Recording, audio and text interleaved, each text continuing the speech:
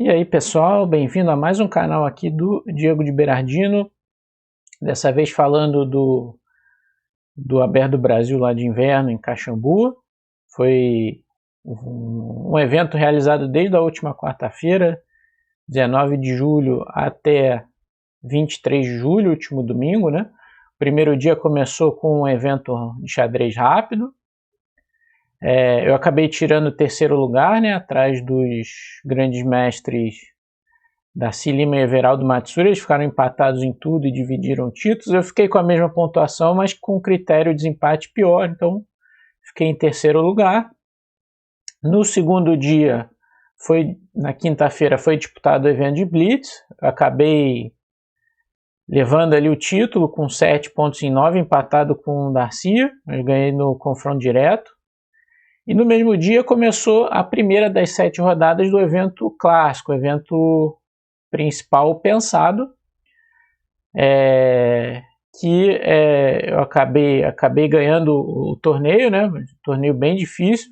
Vamos ver uma partida aqui que eu selecionei das que eu joguei lá, né? Mas antes de a gente começar, você deixa o like, se inscreva no canal se você ainda não se inscreveu, lembrando que é muito importante para ajudar a gente a crescer. Bom, minha campanha aí no torneio pensado, primeira rodada acabei ganhando do Flávio Novaes. A segunda rodada com as pretas eu joguei contra o Fred Saboia, né? Uma partida muito difícil. Acabei ganhando de pretas ali, partida disputada, acabou bem tarde, já quase em cima da terceira rodada, né? Foi logo em seguida que eu joguei contra o também mestre nacional, Fred Saboia, também mestre nacional, o Stefan Lima, aí já mais da nova geração, né? O Fred ganhou lá o veterano, né? No fim do torneio. O Stefan começou ali os meus enfrentamentos com a geração mais nova ali, abaixo dos 20 anos. Uma partida difícil ali de brancas na quarta rodada com o Stefan Lima. Depois enfrentei o mestre FIDE Cauã Marques, 2.215, ele que vinha de um vice-campeonato lá no Floripa Inter, né? E também fez um bom evento em Caxambu, ficou em terceiro na classificação final. É uma partida que eu gostei bastante, é a que a gente vai analisar aqui no canal, né? Desse torneio. Depois veio o grande mestre Everaldo Matsuri, um empate, uma catalã interessante, e o Everaldo acabou ficando com os mesmos pontos que eu no fim das contas. Eu acabei ficando na frente nos critérios, nos milésimos, né? Depois outro enfrentamento com um jogador abaixo dos 20 anos, com o Iago Labussiere, né? Eu joguei de pretas aí na penúltima rodada, uma partida interessante, e acabei vencendo. E na última rodada com o Luigi, né, que fez um grande torneio. Luigi, candidato a mestre em 2014, mas ganhou muito rating lá em Caxambu. Entre outros bons resultados, ele ganhou do grande mestre Darcy Lima ali na segunda rodada. Acabamos empatando no fim. No fim das contas eu zerei o rating, né? Mas fiquei satisfeito aí com o título e boas partidas interessantes. E a gente vai ver uma delas, a partida contra o Cauã, né?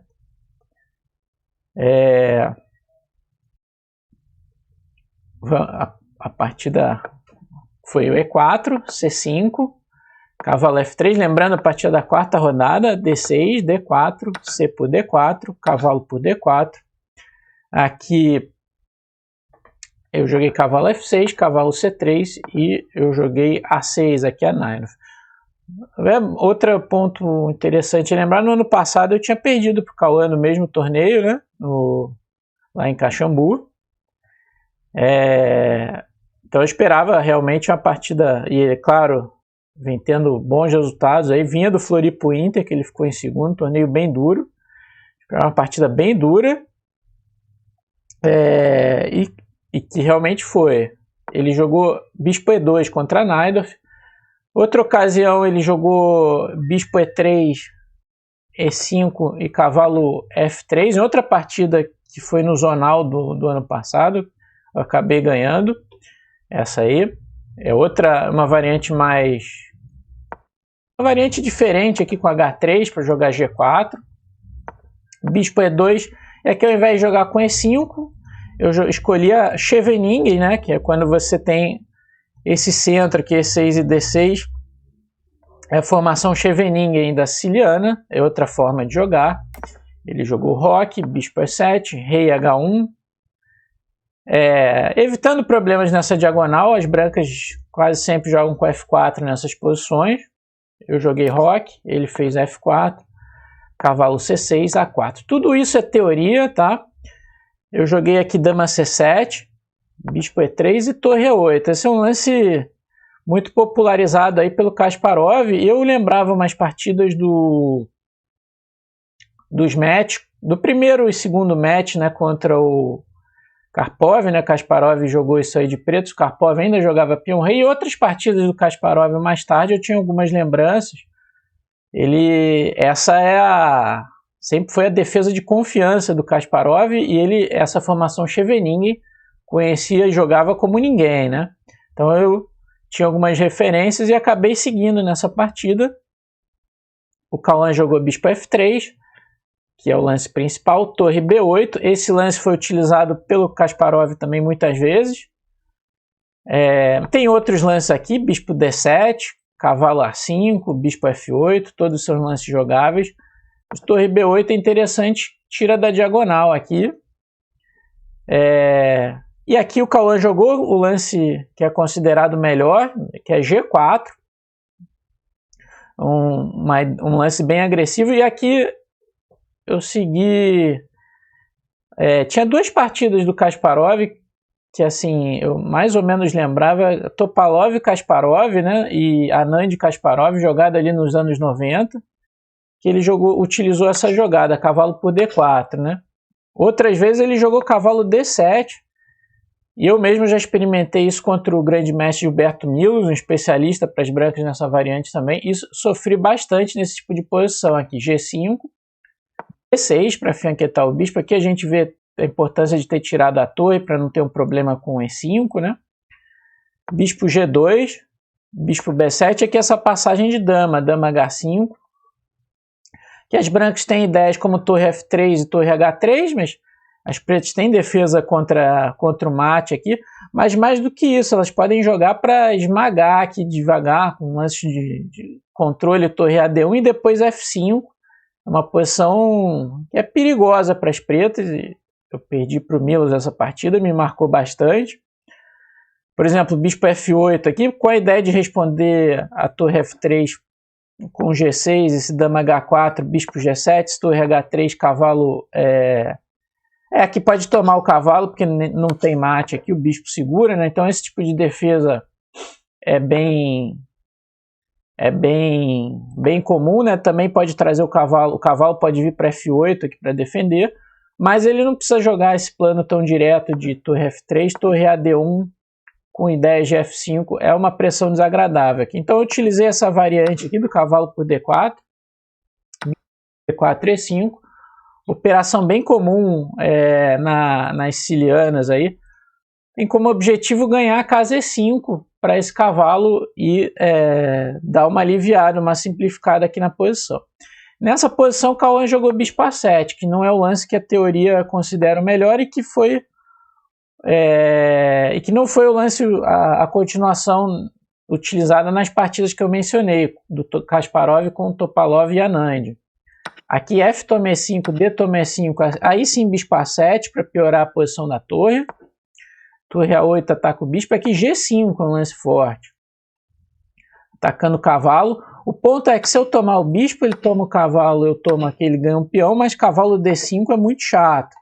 Atacando a dama e o bispo de F6, se dama D8, eu tenho que tomar aqui cavalo por F6 de peão, não tenho dama por F6 por bispo H5 e a torre e o bispo apontam para F7. De peão aqui fica bem debilitada aquela do rei. Ele pode jogar um dama C1 para dama H6, tem torre G1. Isso aqui é bem difícil para as pretas. Portanto, depois G5 não toma o bispo, joga a torre D8 atacando a dama para E2 e agora o cavalo vem para E8. Se cavalo D5, agora eu posso tomar e depois tomar o bispo com 2 peças pela torre. Portanto, ele tira o bispo para E3 e aí bispo E6 para cobrir a casa D5. Mas as brancas têm uma pequena vantagem. Depois de cavalo D5, bispo toma, peão toma. E depois tentar avançar essa turma aqui. As pretas têm uma posição sólida por hora, aqui, por exemplo, cavalo D6. Né? No entanto, essa é a continuação que é a teoria de ser a melhor para as brancas. Né? Ele jogou bispo A7, direto, torre A8 e voltou o bispo para E3. Aqui a gente faz o temático, toma F4, bispo toma, e agora a gente tem essa casa para esse cavalo. É bem verdade que ele tem essa casa para as peças dele, né, a casa D5, mas geralmente isso leva a posições balanceadas, em que as pretas controlam a casa E5 e as brancas a casa D5, e o cavalo segura mais ou menos qualquer ataque aqui das pretas, das brancas na ala do rei. Eu joguei bispo E6 aqui, no entanto o H6... talvez seja uma ideia melhor para parar fazendo que o G5 não expulse imediatamente o cavalo, depois de tomar, aí sim bispo E6 e depois a ideia é cavalo D7, cavalo E5. Eu joguei bispo E6 direto para cobrir a casa D5, ele jogou G5, cavalo D7 e cavalo D5. Eu tenho que me livrar desse cavalo, não dá para ele conviver muito com ele aí. Aí ele tomou de dama aqui, que é muito bom. E agora eu não posso tomar em C2, por exemplo, porque ele tem E5. E o ponto F7 vai ter problemas aqui. E5, se eu tomar de peão, ele joga bispo E3, simplesmente, e ameaça o cavalo. E também bispo E4, atacando a dama e o ponto F7 várias vezes. Mesma coisa se eu tomar aqui de cavalo é pior ainda, ele troca bispo E4, ataca a dama e o peão de F7 com efeito decisivo. No entanto, eu joguei torre F8, que é um lance possível, é meio assustador os possíveis ataques aqui no ponto F7, mas dava para jogar aqui o frio bispo F8, que é muito mais harmônico, com a ideia de cavalo E5, agora a torre está jogando aqui. No entanto, eu vi algum fantasma com bispo H5 aqui ameaçando ponto F7. Se eu jogar G6, achei que tinha alguma coisa aqui em F7, mas não tem, né? Se tomar em D6 aqui, por exemplo, dá para tomar aqui de dama por F7, rei H8, não tem nada. Então o G6 defenderia tudo, né? Ele poderia jogar depois de bispo F8, bispo G2, com a ameaça de dama toma F7, cheque, rei toma, bispo toma D6, cheque, descoberto e toma dama, ganhando um peão e a partida. Então, mas eu poderia jogar cavalo E5 defendendo, embora ele tenha uma passagem de torre interessante. Aqui, torre A3, a torre pode vir para C3, passar lá para lá do rei. As brancas têm alguma pressão, mas é uma posição bem jogável aqui para as pretas. Torre F8 também é jogável, defende os temas aqui no ponto E5, mas o outro era bem mais harmônico, já colocando a torre em jogo. Fez C3, um bom lance aqui defendendo o peão e preparando uma passagem de bispo aqui criativa para B3. O bispo chegar tranquilidade nessa diagonal vai ser muito difícil defender em F7. Eu joguei cavalo E5 e aí bispo D1. E aqui, bom, se ele jogar bispo B3 e eu não fizer nada, tá feia a coisa, né? Porque ele vai ameaçar bispo toma, torre toma F7 e minha posição pode desmoronar. Então, eu decidi jogar dama D8, atacando o peão de G5, e aqui ele defendeu de uma maneira muito arriscada, com H4, que expõe muito rei. Torre G1 era melhor, é um lance que parece que atrasa um pouco, né? Tira a torre da pressão de F7, mas a ideia é bispo B3 e trazer a outra torre para F1 para pressionar, que as brancas têm uma vantagem aqui, pequena, mas eu tenho que jogar com muita precisão aqui. Torre C8, bispo B3, B5, A por B5, A por B5. A ideia é que se ele tomar aqui de dama, eu tenho torre B8, dama D5, dama B6, com contra-jogo, vou tomar lá o peão de B2. No entanto, ele poderia jogar bispo E3 aqui para tirar o torre C5, né? E tá um pouco melhor aqui para as brancas. Eu poderia jogar cavalo, bispo E3 está melhor aqui, né? E se ele jogasse torre A F1, eu poderia jogar torre C5 e se dama D4, cavalo C4. Uma ideia importante para neutralizar esse bispo.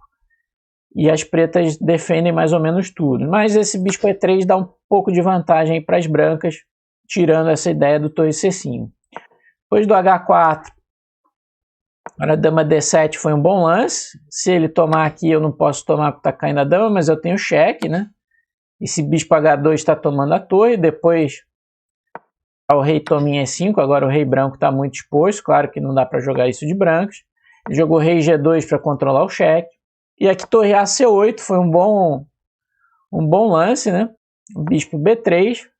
Se ele tomar aqui em E5, agora torre C5. Taca a dama D4, torre toma E5, recupera, e agora as pretas estão melhores por causa do rei.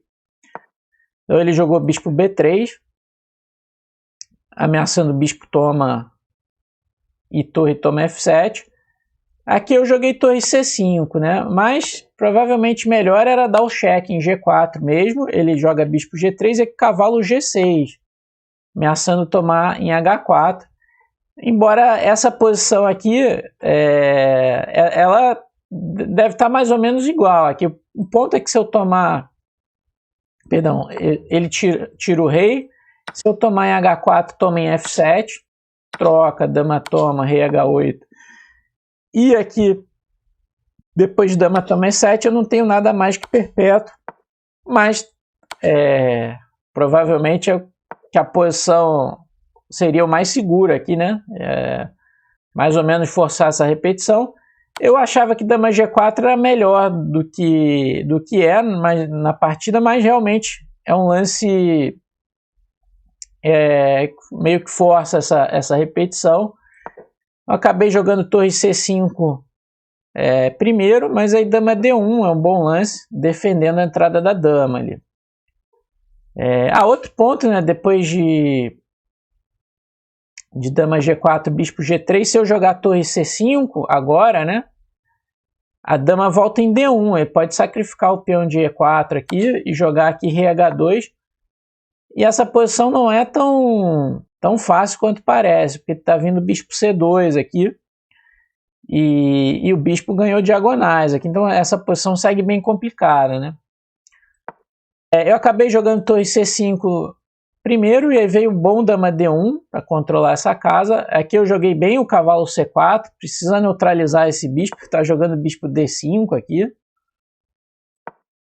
Dama E2 atacou o cavalo, B5 reforçou o cavalo, torre A D1, dama E6, uma boa continuação tirando aqui da cara da torre.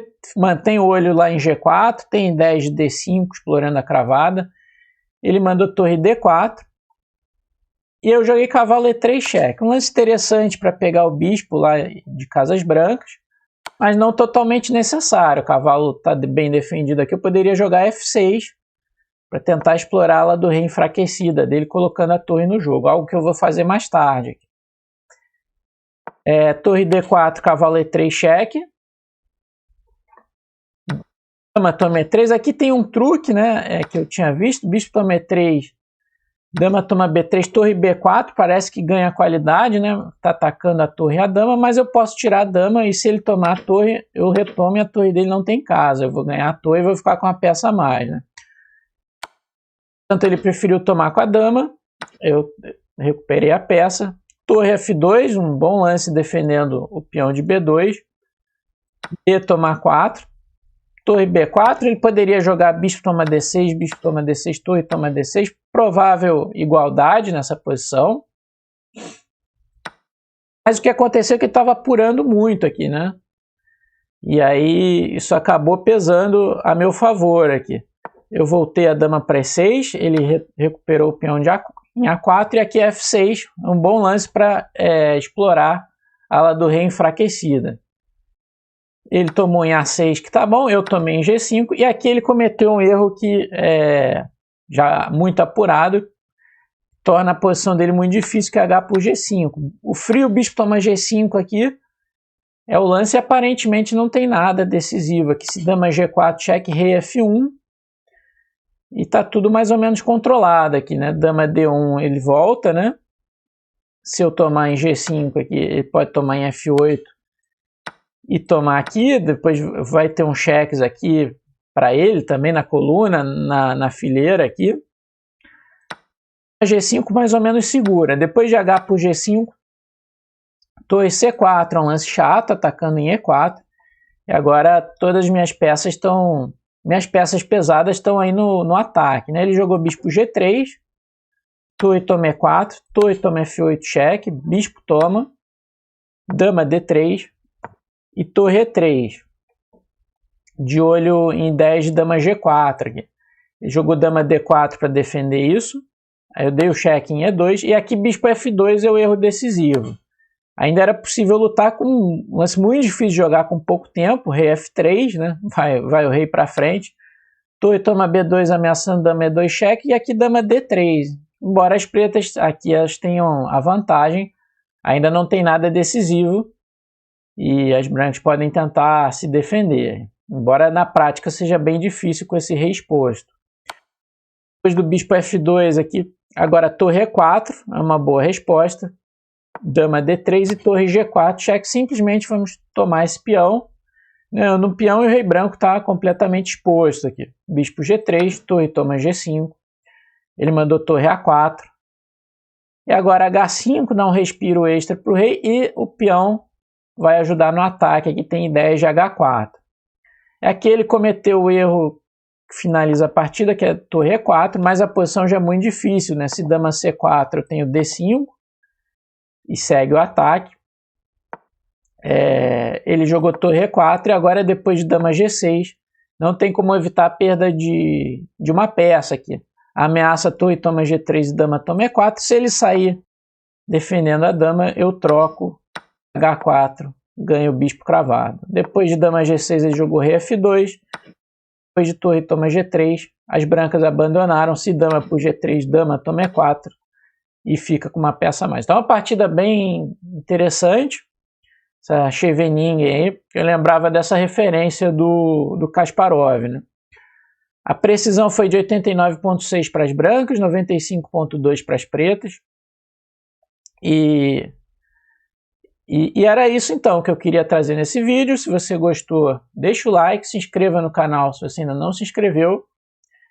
E fique ligado aí nos vídeos quase que diários aí no nosso canal. Valeu e até a próxima.